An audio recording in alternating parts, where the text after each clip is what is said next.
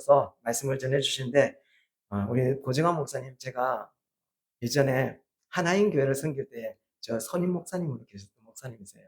그리고 찬양을 얼마나 잘하시는지, 제가 신대원에 있을 때도 찬양 인도를 하셨고, 또 보물상자라는 청소년 이렇게 성교회가 있습니다. 그 성교회도 찬양으로 섬기면서 얼마나 좋은지 오신다고 할 때 제 마음이 기쁘더라고요. 우리 성도들한테 꼭 보여주고 싶었어요. 근데 말씀도 참 잘 전하십니다. 우리 더 교회 우리 고정환 목사님 앞에 나오셔서 말씀 전하실 때 하나님의 놀라우신 은혜를 경험하는 여러분 되기를 축복합니다. 우리 할렐루야로 우리 환영하겠습니다. 한번 하겠습니다. 시작. 할렐루야. 네.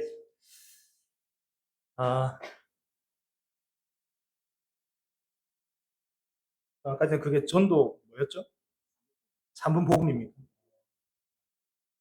너무 좋네요. 한 장 나중에 주십시오. 저희들도 이걸 해야겠어요. 네. 반갑습니다, 여러분. 사실은 저희 교회가 지금 수련회 중입니다. 그래서 이번 수련회 주제를 저희들이 뭘로 정했냐면, 음, 더 말씀으로, 더 예배로, 더 교회로, 이렇게 저희 교회가 더 교회지 않습니까? 더 교회로 오라고 그렇게 정했습니다. 그래서 합천에 그 수련회 장소를 정해놓고 아무 생각도 안 하고 있다가 제 아내가 합천에 양규만 목사님 계신다. 그 이야기를 제가 듣고, 그러면 여기 같이 연합 예배를 드리면 내가 설교를 한번 줄일 수 있겠구나. 이렇게 생각을 했는데 양규만 목사님이랑 통화를 하면서 저더러 설교를 부탁하시더라고요. 그래서 결국은 제가 피하려고 하다가 또 이렇게 다시 설교단에 서게 되었습니다. 예. 여러분께 인사도 드리고 제가 누군지 양규만 목사님과 어떤 인연인지 그리고 또 담임 목사가 자기 교회 놔두고 왜 주일날 다른 교회 와서 설교를 하고 있는지 자초지정을 설명드리고 싶지만 담임 목사님께서 저에게 허락하신 시간이 25분입니다. 예, 그래서 25분 안에 다 할 수 있을지 모르겠지만 그 모든 이야기는 각설하고 바로 본론으로 들어가도록 하겠습니다. 우리는 일주일 중에 하루를 정해서 흩어져 지내다가요, 주일이 되면 누가 말하지 않아도 알아서 모여 예배를 드리러 옵니다. 비가 억수같이 내리는 이 날에도 누구 하나 같이 모이자라고 약속하지 않았는데 알아서 교회로 오시는 거죠. 이런 것입니다. 그래서 비가 오나 눈이 오나 바람이 부나 지난 30년 세월 동안 우리는 주일마다 이 교회에 모여서 찬송하고 사도신경을 외우고 그리고 말씀을 들어왔던 거죠. 이것을 우리는 예배를 드린다 이렇게 표현을 합니다. 그런데 우리는 왜 예배를 드립니까? 기독교 집안이라서 예배를 드립니까? 이제 예수를 믿기로 했으니까 예배를 드리나요? 아니면 복을 받으려고 예배를 드립니까? 다 맞는 말이지만 점수를 매긴다면 50점짜리 대답이라고 할 수 있습니다. 그렇다면 우리는 예배를 왜 드리는가? 오늘 이 본문을 가지고 우리가 함께 은혜의 말씀을 나누도록 하겠습니다. 첫째로 우리는 예배하는 자로 창조되었다는 것을 꼭 기억하셔야 됩니다. 그렇다면 우리는 왜 예배를 드리냐? 바로 하나님께서 우리를 예배드리는 존재로 처음부터 계획해 놓으시고 창조하셨기 때문이에요. 에베소서 1장에 이렇게 얘기를 합니다. 하나님께서는 창세 전에 우리를 당신의 자녀 삼으시려고 그리스도 안에서 우리를 택하셨다. 왜 택하셨냐? 그 은혜의 영광을 찬송하게 하시려는 것입니다. 이 말씀의 의미는 이렇습니다. 하나님께서 이 세상이 존재하기도 전에 아담을 창조하시기도 전에 이미 우리를 향한 계획을 가지고 계셨다는 거죠. 그 계획이 무엇이냐면 바로 우리를 하나님을 예배하는 자로 창조하셨다. 하나님을 찬송하게 하려고 우리를 지으셨다. 그러므로 우리의 목적은 이 땅에서 얼마나 오래 사느냐가 아닙니다. 잘 먹고 잘 살고 재미있고 멋지게 사는 것이 아닙니다. 우리의 목적은 하나님을 예배하는 삶. 그 자체가 우리의 목적이 되어야 되는 것이죠. 제가 목사지만 제 주변에서는 보면 교회를 다니지 않으시는 분들이 참 많습니다. 그분들은 노년을 참 멋지고 재미있게 보내는 것처럼 제 눈에 보입니다. 자식들 잘 둔 덕에 크루즈 여행 다녀와 삿포로에 가서 눈 구경 시원하고 4월이면 벚꽃 구경 가고 5월이면 황매산 가고 매달 전국의 축제를 일일이 찾아다니시는 거예요. 거기다가 매일 문화교실에서 일본어 배우고 노래교실에서 노래를 배우면서 실컷 팔도강산 좋은 산이라는 산은 다 등산하고 친구들과 어울려서 1박 2일 찜질방 투어 가고 여름에는 바캉스, 겨울에는 동남아로 심심하면 쇼핑하고 그래도 심심하면 맛집 찾아다니고 저녁마다 친구들과 어울려 술자리를 즐기고 그러면서 이렇게 말하는 거예요. 사람은 노년을 이렇게 즐길 줄 알아야 라고 이야기를 합니다. 이런 분들이 제 주변에 여러분 얼마나 많이 있는지 아십니까? 얼마나 많이 있냐면 일본어로 말하면 천지백가리, 그다음에 독일어로 말하면 허벌나게, 그 정도로 사람들이 많은 거예요 주변에. 그러니까 대부분 노년을 이렇게 사는 것이 멋지고 행복하다라고 생각하시는 거예요. 여러분 만약에 우리의 삶의 목적이 인생을 즐기고 재미나게 지내는 것이라면 우리가 굳이 여기에 앉아서 이 따분한 설교를 들을 이유가 없는 거죠. 그러나 하나님의 말씀은 분명히 오늘 우리들에게 말씀하고 계세요. 인간은 처음 창조될 때 예배하는 자로 창조되었다. 비록 우리가 죄로 인해서 타락했지만 여전히 우리 안에 무엇이 남아 있습니까? 하나님을 잃어버렸지만 그럼에도 불구하고 우리는 어떤 초월적인 존재를 예배하려고 하는 그런 욕구가 우리 안에 남아 있는 거예요. 심지어 무신론자들도 나는 신을 믿지 않아 이렇게 이야기를 하고 있지만 신을 예배하지 않을 뿐이지 결국 무신론자도 자기 자신을 믿고 예배하는 거예요. 이 사실이 말해주는 게 무엇입니까? 하나님께서 사람을 예배하는 자로 창조하셨다는 것을 말해주는 거죠. 그래서 우리의 목적은 예배인 것입니다. 이것이 바로 우리가 하나님을 예배해야 하는 첫 번째 이유죠. 둘째로 우리가 하나님을 예배해야 되는 이유가 뭐냐면 오늘 본문이 이야기를 해주고 있어요. 1절을 보시면 그러므로라고 하는 말로 시작하잖아요.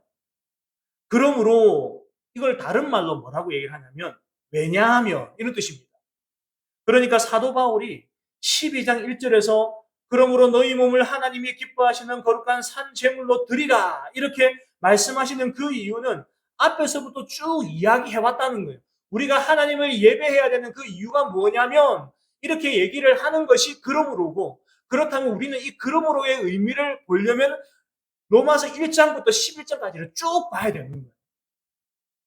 앞에 부분이 무엇입니까? 로마서 1장부터 11장까지 내용이 무엇입니까? 그것이 뭐냐면 인간이 스스로 구원을 받을 수 없고 3분 복음인 거죠. 3분 복음. 인간이 스스로 구원을 받을 수 없고 모든 인류에게 죄와 심판밖에 남은 것이 없다는 절망적인 현실을 맞이했다. 너희들이. 이게 바로 로마서 초반의 부분입니다. 그런 다음에 이런 절망적인 인간을 하나님께서 그냥 내버려 두지 않으시고 버리지 않으시고 절망할 수밖에 없는 우리를 위해 그리스도의 십자가를 준비해 두셨다. 이것이 중반부인 겁니다. 그 다음에 그리스도 안에 있는 우리는 더 이상 율법으로 정죄받지 않고 오직 은혜의 성령의 법으로 자유롭게 되었다. 그렇게 말을 하면서 이 놀라운 구원의 은혜가 유대인에게만 아니라 모든 이방인에게까지 미친다. 이렇게 얘기를 하고 있습니다.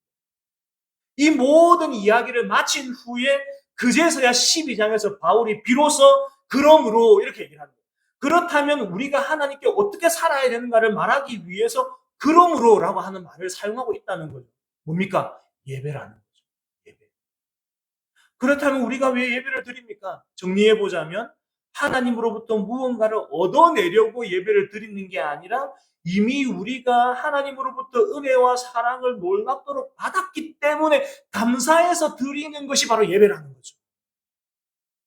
우리는 여러분 모든 것을 다 받았습니다. 하나님께서는 우리를 당신의 자녀 삼으시기 위해서 벌레보다 못한 우리에게 독생자 그리스도를 이미 내어주셨습니다. 그렇다면 우리는 어떤 마음으로 예배 드려야 합니까? 하나님으로부터 무언가를 얻어내려고 하는, 그래도 그리스도를 내가 이미 받았지만 그래도 나에게 뭔가 부족해요 하나님. 그러니까 이것 좀 주세요. 이것 좀 주세요. 이렇게 이걸 받아내려고 예배를 드리는 게 아니라는 거예요. 오히려 우리는 반대로 이미 받았기 때문에 주님 하나님께서 나에게 베푸신 은혜와 사랑이 이미 족한 줄 아오니 감사함으로 하나님께 나아갑니다. 이게 바로 예배자가 가져야 될 마음이라고 하는 것입니다. 그런데 여러분 우리는 어떤 자들이죠? 간섭받기 싫어서 자유롭고 싶어서 내 마음대로 살고 싶어서 참된 주인 되시는 하나님을 버리고 우리의 참된 예배의 대상이 되시는 하나님을 버리고 나 스스로가 하나님이 되려 했던 자들 아닙니다. 내 마음대로 하고 싶어서. 그런 우리를 하나님께서 어떻게 하셨습니까? 제가 하나님이라면 다 버렸습니다. 이것들, 분놈들. 그러면서 다 버렸을 거예요. 그러나 우리 하나님은 버리지 않으셨습니다. 유일하신 독생자 그리스도를 대신 내어주어서 그 독생하신 아들을 죽이면서까지 우리를 다시 찾으셨습니다. 그런데 우리는 이 큰 은혜를 받고서도 여전히 옛사람의 습관을 버리지 못하고 하나님께 감사하기는커녕 오히려 하나님을 자기 출세의 도구로 그리고 욕심을 이루는 수단으로 삼으려고 할 때가 있습니다. 그런 가능성 없는 우리를 하나님은 무엇이 이쁘다고 아직도 포기하지 않으시고 그 사랑으로 우리를 교회되게 하시고 오늘 이 자리로 우리를 불러서 하나님을 경배하게 하시는데 우리가 어찌 이런 하나님을 여러분 예배하지 않을 수 있겠습니까? 어찌 감사의 마음으로 이 예배의 자리에 나오지 않을 수 있습니까? 그러니까 비가 억수같이 쏟아지는데도 감사함이 넘치니까 여러분 온 옷을 비에 다 적시는데도 옷이잖아요. 여러분 마음 가운데 하나님을 향한 감사의 마음이 충만하니까 이 자리를 가득 메우시는 거예요. 할렐루야. 이 은혜를 아는 자가 감사함으로 하나님께 예배드릴 수 있는 겁니다. 가난해도 몸이 아파도 하나님께서 나에게 베푸신 은혜가 나를 예배하게 하는 것입니다.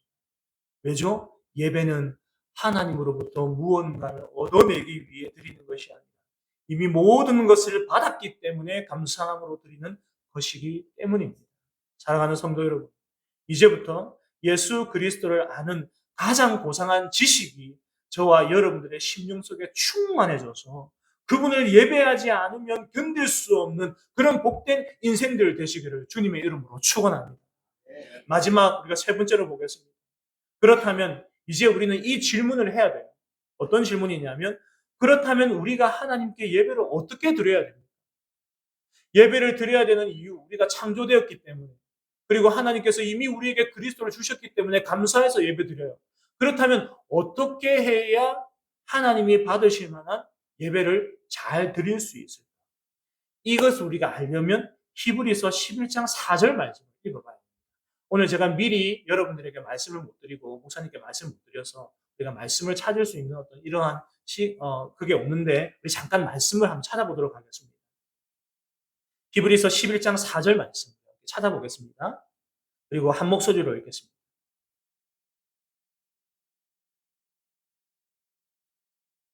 다 찾으셨으면 아멘. 네, 우리 함께 한 목소리로 읽겠습니다. 시작. 믿음으로 아벨은 가인보다 더 나은 제사를 하나님께 드림으로 의로운 자라 하시는 증거를 얻었으니 하나님이 그 예물에 대하여 증언하심이라. 그가 죽었으나 그 믿음으로써 지금도 말하느니라. 아멘. 여러분 우리가 너무 잘 알고 있는 본문이죠. 하나님께서 가인과 그의 제물은 받지 않으시고 아벨과 그의 제물만 받으십니다.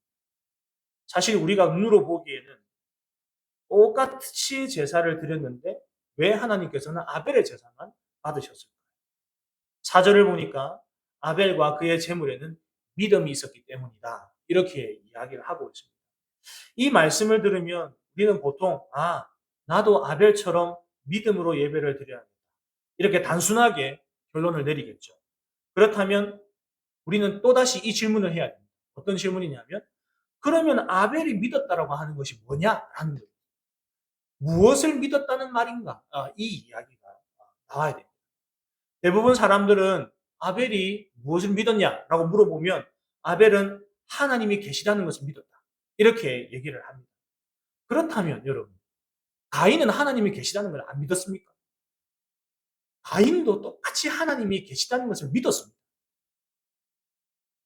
그러니까 가인이 어떻게 해요? 하나님과 대화를 하잖아요. 대화를. 없는데 어떻게 대화를 합니까? 근데 하나님이 계시다는 것을 믿었으니까 가인도 믿음이 있었던 거죠. 그렇게 본다면. 그렇다면 도대체 가인에게는 없는 이 믿음, 그렇지만 아벨에게는 있었던 이 믿음이 도대체 뭐냐라는 겁니다.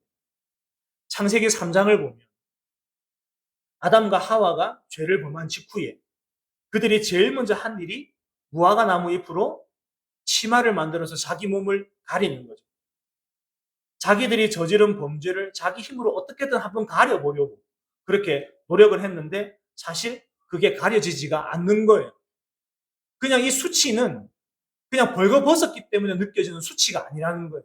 이 수치가 내면에서 우리의 마음속에서 끌어오르는 수치인 거죠. 그러니까 무화과 잎으로 이걸 가려도 내 안에 내면에서 나오는 이 수치스러움이 가리워지지 않는 거예요. 그래서 하나님께서 어떻게 하십니까? 창세기 3장 21절에 보니까 여호와 하나님이 아담과 그 아내를 위하여 가죽옷을 지어 입으십니다.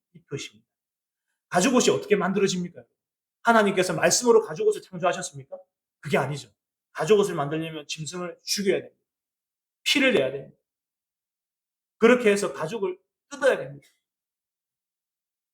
여러분, 동물이 죽어야 가죽을 만들어낼 수 있습니다. 창조 이후에 한 번도 동물의 피를 흘려서 동물이 피를 흘려서 죽은 적이 없습니다. 그런데 사람의 이 죄 때문에 아무런 죄가 없는 동물이 대신 피를 흘려 죽은 거죠. 그리고 그 죽은 동물의 가죽으로 사람의 수치를 가려주셨습니다. 이게 바로 뭡니까? 제사의 기원이 되는 거죠. 그리고 하나님께서 이 약속을 하십니다. 여자의 후손이 뱀의 머리를 상하게 하실 것이라. 지금은 동물의 가죽옷으로 잠깐 너희의 죄와 허물과 수치를 가려지겠지만 장차 내가 보낼 여자의 후손, 즉 구원자는 너희의 죄와 수치를 영원히 가려줘서 없애줄 것이라 라고 하는 약속을 이 가죽옷을 보여주시면서 하신 거예요. 이 말을 들은 아담과 하와가 이 은혜를 잊겠습니까? 당장 죽어도 되는 이 죄인이 하나님께서 이들을 오히려 가죽옷을 입히셔서 살려주시니까 얼마나 아담과 하와가 그 은혜에 감개무량하겠습니까? 그래서 결코 이 은혜를 잊지 않죠. 그리고 이것을 아들들에게 그대로 가르쳤을 것입니다. 우리 죄는 우리 손으로 만든 것으로 가려지지 않는다. 오직 피 흘리는 제물로만 가려진다. 그리고 언젠가는 하나님이 약속하신 그분이 오실 것이다. 이렇게 아버지 아담이 자기 자녀 가인과 아벨에게 이렇게 가르쳤을 것입니다. 그리고 세월이 흘러서 이 두 아들이 자라서 각각 제사를 드릴 때가 되었죠. 아벨은 어린 양을 잡아서 피를 흘려서 드렸습니다. 이것은 그가 그저 목동이었기 때문만은 아닙니다. 그는 부모님에게 들은 그 약속을 믿었던 거죠. 내 힘으로는 안 된다. 오직 피 흘리는 어린 양으로만 하나님 앞에 우리가 설 수 있다. 그는 장차 오실 그 어린 양 십자가에서 우리를 위해 피 흘리실 예수 그리스도를 바라보면서 이 아벨은 제사를 합니다. 이게 믿음인 거죠. 그런데 반대로 가인은 어떻게 했죠? 아벨은 죄인이 하나님께 나아갈 수 있는 유일한 방법은 오직 자신을 대신하여 피를 흘려 죽어야 하는 대속이어야 한다는 것을 믿었습니다. 반면 가인은 내가 열심히 농사 지은 이 공로, 비록 내 부모의 죄 때문에 이 땅의 저주를 받아서 이 땅이 곡식을 잘 내어주지 못하지만 그럼에도 불구하고 내가 이 저주받은 땅에서 열심히 일을 하고 땀을 흘리며 밤새 내가 노동하고 그렇게 농사를 지었고 잠도 안 자고 피와 땀으로 결실을 맺었으니 이런 노력을 하나님께서 보시면 나를 이쁘게 생각하지 않으실까? 내가 죄인이지만 그래도 내 죄를 용서하시고 다시 에덴으로 부르지 않으실까? 그런 마음으로 이 제물을 드린 것이죠. 여기는 뭐가 없습니까? 자기의 의는 있을지 모르지만 하나님께서 약속하신 여자의 후손에 대한 믿음이 없는 것이죠. 그렇다면 가인의 믿음과 아벨의 믿음은 어떤 차이가 있습니까? 아벨은 하나님께서 약속하신 여자의 후손이 대신 죽어주심으로 우리의 수치를 영원히 가려주실 때 우리가 하나님께 나아갈 수 있다는 것을 믿었던 것이고, 가인의 믿음은 여자의 후손이 없어도 내 힘으로, 내 능력으로, 내 노력으로도 충분히 하나님께 나아갈 수 있다는 믿음. 이 두 믿음의 차이였다는 것이죠. 한마디로 가인은 여자의 후손을 통해서 죄인이 하나님과 화목될 것이라고 하는 이 하나님의 약속을 믿지 않았던 것입니다. 사랑하는 성도 여러분, 오늘 우리가 드리는 예배도 마찬가지입니다. 우리의 착한 행실이나 양심이 하나님께 나아갈 수 있게 한다는 이런 믿음은 하나님께서 원하시는 믿음입니다. 내가 한 주간 열심히 성실하게 산 것으로 하나님께 나아갈 수 있다고 여겨서도 아닙니다. 우리가 하나님께 나아갈 수 있는 유일한 조건은 오직 우리를 위해 피 흘려 죽으신 예수 그리스도 그 어린 양을 힘입을 때 그때 비로소 우리는 하나님께 나아갈 수 있는 것입니다. 아벨의 믿음은 바로 이 예수 그리스도를 바라보는 믿음이었던 것이죠. 이것이 바로 히브리서 11장 4절에서 말하는 아벨의 믿음이었던 것입니다. 오직 예수 그리스도께서 우리의 죄를 위해서 대신 죽어주심으로 우리의 죄와 수치가 하나님 앞에서 완전히 가리워졌기 때문에 우리가 일주일의 삶을 하나님 앞에 부끄러운 삶으로 살았어도 담대하게 은혜의 보좌 앞으로 나아올 수 있는 것입니다. 할렐루야. 그래서 여러분, 우리가 하나님 앞에 어떻게 해야지 하나님 받으실 만한 기뻐하시는 예배가 될 수 있는가? 그것은 내가 꼭 또 새벽에 일찍 일어나서 목욕 재개하고 그리고 어제 새로 산 샴푸, 향기 나는 샴푸 이걸로 열심히 감아가지고 화장 열심히 해서 이렇게 해서 예쁘게 타는 옷도 제일 좋은 거 딱 입고 나오고 이게 제가 제일 좋아하는 옷입니다. 네. 딱 입고 나오면 그게 하나님께 잘 드린 예배입니다. 아닙니다. 그렇지 않습니다. 물론 우리가 격식을 차리면서 나오는 거 중요하지만 무엇보다도 우리가 하나님 앞에 나와서 하나님께서 기뻐 받으실 만한 예배를 받는 단 하나의 조건은 뭐냐? 바로 금방 아벨이 가지고 있었던 믿음이라는 것입니다. 그리고 네 번째로는 이제 마지막입니다. 영적인 예배는 구체적으로 어떻게 드리는 것일까? 하나님 앞에 우리가 믿음으로 나아야지 하나님께서 이 예배를 받으시고 그리고 우리가 예배를 하나님께 잘 드리는 것이다. 이렇게 이야기를 했는데 그렇다면 이 믿음으로 예배를 드리는 것이 구체적으로 어떤 모습이냐라고 하는 것입니다. 오늘 본문 2절에 보니까 너희 몸을 하나님께 드리라 이렇게 얘기하고 있습니다. 하나님이 기뻐하실 만한 거룩한 산 제물로 너희 몸을 드려라 이렇게 얘기를 하고 있습니다. 이것이 육적인 예배다, 영적인 예배다 이렇게 얘기를 하고 있는 거예요. 여러분 영적인 예배라고 하면 그 특징이 뭘까요? 우리 눈에 보이지 않는 예배여야 하는 겁니다. 영적인 예배니까. 그래서 하나님만이 아시는 예배인 것이죠. 그런데 여러분 영적인 예배라면 눈에 보이지 않는 영으로만 드려야지 왜 몸과 상관이 있는지 의문이 들 수 있지 않습니까? 왜 영적인 예배를 드리라고 해놓고 너희 몸을 드리라고 얘기를 하고 있냐 이렇게 질문할 수 있습니다. 그런데 사도 바울은 여기서 우리가 드리는 참된 영적인 예배가 우리의 몸을 어떻게 사용하는가가 굉장히 깊은 관련이 있다 이렇게 얘기를 하고 있습니다. 생각해 보십시오. 상대방을 존경하는 마음이 눈에 보입니까? 보이지 않죠. 하지만 존경하는 마음이 있다면 반드시 그 사람을 대우할 때 태도와 행동이 달라지죠. 그러니까 존경하는 마음은 보여지지 않지만 존경하는 마음으로 그 사람에게 예의를 표하고 이런 것들을 보면 아, 이 사람이 나를 존경하는구나 라고 하는 것이 보이는 거죠. 우리는 그 태도를 보고서 비로소 존경하는 마음을 확인할 수 있습니다. 사랑하는 마음 역시 눈에 보이지 않죠. 그러나 사랑하는 사람을 위해서 특별한 선물을 준비하고 나의 시간을 쏟을 때 비로소 눈에 보이지 않던 사랑이 보이기 시작하는 거예요. 이처럼 마음은 눈에 보이지 않습니다. 그것이 구체적인 삶의 형식과 행동에 담길 때에 우리는 그 진심을 확인할 수 있는 거죠. 영적인 예배도 마찬가지입니다.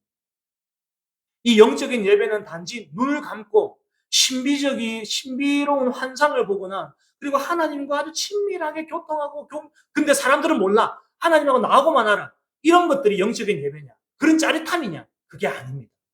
눈에 보이지 않는 영적인 예배가 눈으로 확인되는 순간이 있습니다. 그게 언제입니까? 사도 바울은 몸을 산 제물로 드리라고 권면한 직후에 4절 이후에 뭐라고 말하고 있냐면 사람의 몸에 붙은 많은 지체에 대해서 이야기를 하고 있습니다. 하나님께서 그리스도와 한 몸 된 지체들에게 각기 다른 은사를 주셔서 서로 섬기고 서로 사랑하게 함으로써 하나님 나라의 충만한 복을 누리게 하신다는 겁니다. 즉 우리의 몸이 하나님께서 기뻐하시는 거룩한 산 제물이 된다는 것은 그리스도와 연결된 교회의 많은 지체들을 나의 은사와 내가 가지고 있는 어떤 그러한 재능을 가지고 그 몸으로 직접 섬기고 봉사하는 것을 의미하는 겁니다. 창세기에서 남자와 여자가 한 몸을 이루어 서로 희생하며 목숨 걸고 사랑하는 관계로 창조되었던 것처럼 그리고 그리스도와 교회가 한 몸을 이루신 것처럼 교회 안에 속해 있는 성도들이 서로 희생하고 돌보며 사랑으로 연합하여서 하나님 나라의 충만함을 누리는 것. 이것이 바로 사도 바울이 말하는 진짜 영적인 예배라고 하는 것입니다. 사랑하는 성도 여러분, 이제 말씀을 정리하겠습니다. 우리는 태어날 때부터 예배하는 자로 지음받았어요. 세상 사람들처럼 아무리 좋은 것을 보고 아무리 맛있는 것을 먹고 아무리 즐겁게 노년을 보낸다 하더라도 그것으로는 결코 채워지지 않는 우리 안에 뭔가가 있는 거예요. 그 자리는 오직 하나님을 예배할 때 채워집니다. 그래서 우리는 오늘도 이 자리에 나와 앉아 있는 거죠. 그리고 우리가 이 자리에 나온 것은 하나님께 무언가를 얻어내기 위해서가 아니에요. 우리는 이미 받았습니다.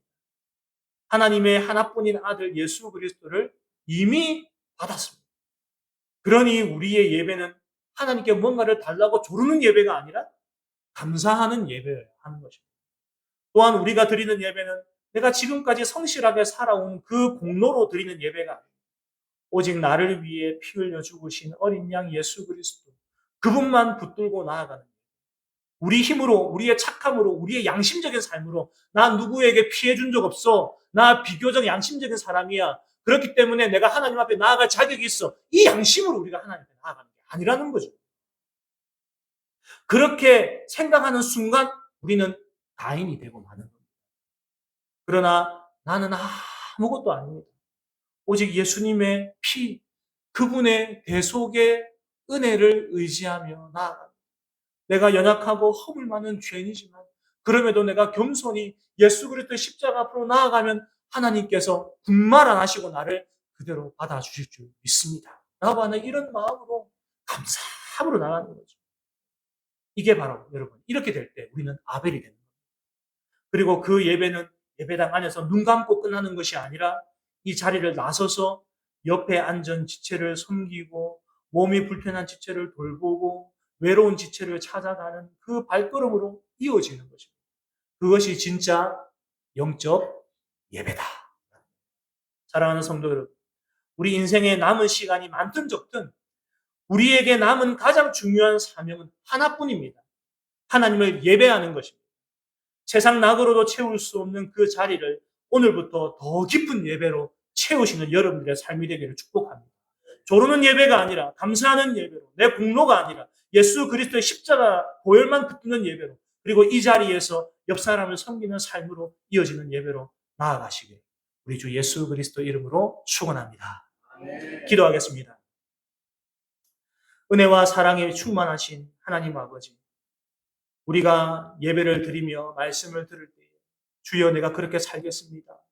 나에게 힘 주십시오. 기도하고 돌아서는 순간 다시 한번 내 마음 안에 내 자아가 일어나서 하나님을 뒷전으로 두고 또 내 마음대로 살 때 정말 이렇게 내 마음대로 살아가는 나의 옛사람의 습관이 고쳐지지 않으니 과연 하나님께서 나를 사랑하실까? 하나님께서 나를 기뻐 받으실까? 하는 의문이 날마다 우리 안에 습관처럼 들 때가 많습니다.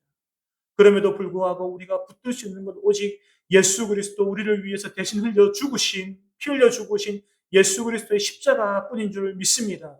그 십자가를 붙들고 주 앞에 나아올 때에 하나님께서 오호라 내 아들 딸들아 왔느냐, 내가 너희를 기다렸다 반갑게 맞이하시는 그 하나님의 사랑이 지금도 우리의 모임 가운데, 우리의 인생 가운데 충만하게 역사하고 있는 줄 믿습니다.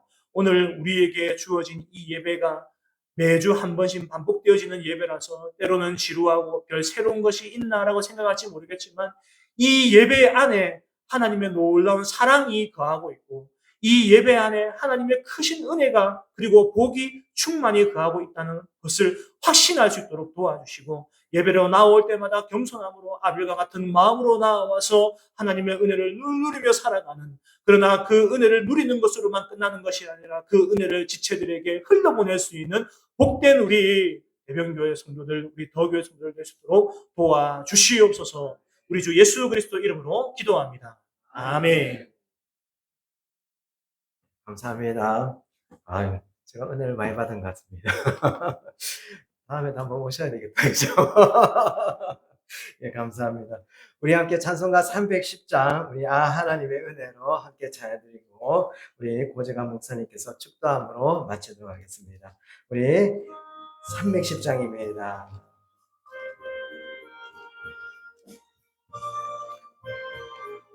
함께 찬양드립시다.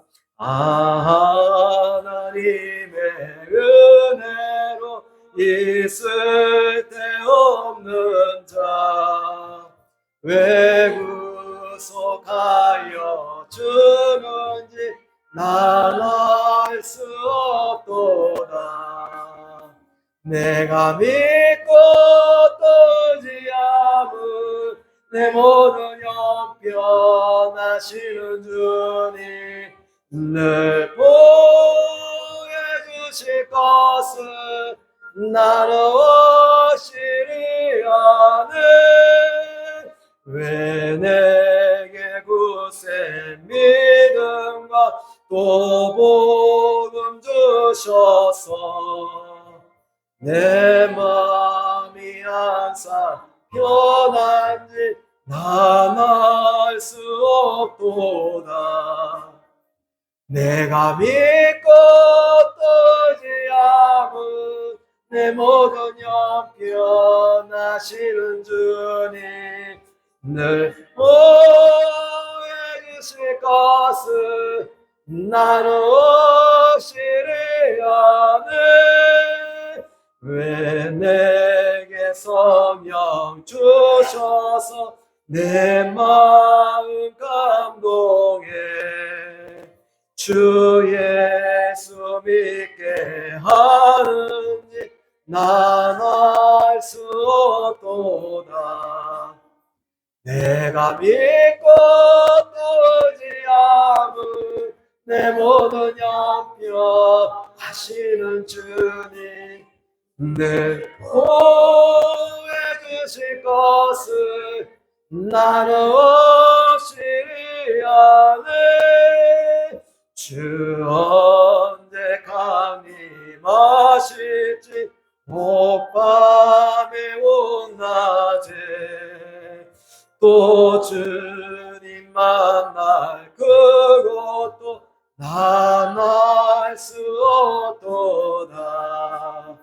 내가 믿고 또 의지함은 내 모든 형편하시는 주님 늘 보여주실 것을 나는 확실히 아네.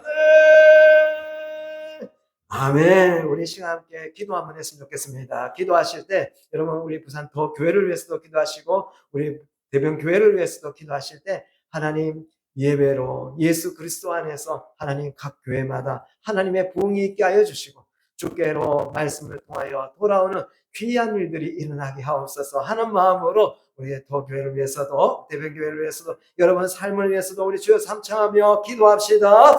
주여 주여 주여 사랑하신 하나님 아버지 감사합니다. 예배 가운데 나와 하나님 아버지 함께 예배드리며 하나님 아버지 이렇게 말씀을 들으며 아버지 앞에 십자가의 그 사랑 앞으로 아버지 나아갑니다. 하나님 예배를 통하여 주님을 만나게 하시고 또 하나님의 놀라우신 은혜를 경험하게 하시며 하나님 부산 더 교회도 하나님의 은혜 가운데 주의 말씀을 통하여 많은 영혼들이 주께로 돌아오게 하여 주옵시고 또한 하나님 우리 대변교회를 통해서도 하나님 많은 영혼들이 주님께로 돌아오는 귀한 역사가 복음으로 말미암아 일어나게 하여 주시고 십자가의 사랑으로 아버지 하나님 날마다 주님과 함께 누려가는 하나님의 은혜가 임재하게 하여 주옵소서. 오늘의 말씀처럼 하나님이 주시는 그 안에서 하나님의 말씀 안에서 자유함을 누리게 하시고 주님 주신 은혜 가운데 한 주간도 승리하며 살아갈 수 있도록 역사하여 주시고 함께하여 주셔서 하나님 주신 은혜와 사랑하심이 하나님 더 교회와 하나님 부산 하나님 부산 더 교회와 대변 교회에 있게 하여 주시옵소서. 우리 고정한 목사님 나오셔서 축도함으로 마치도록 하겠습니다.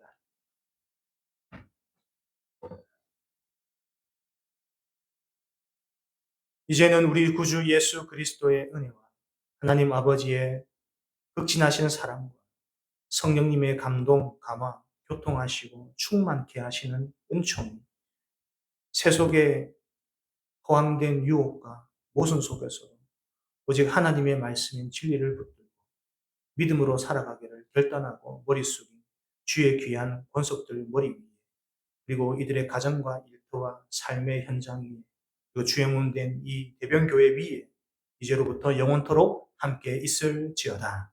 아멘.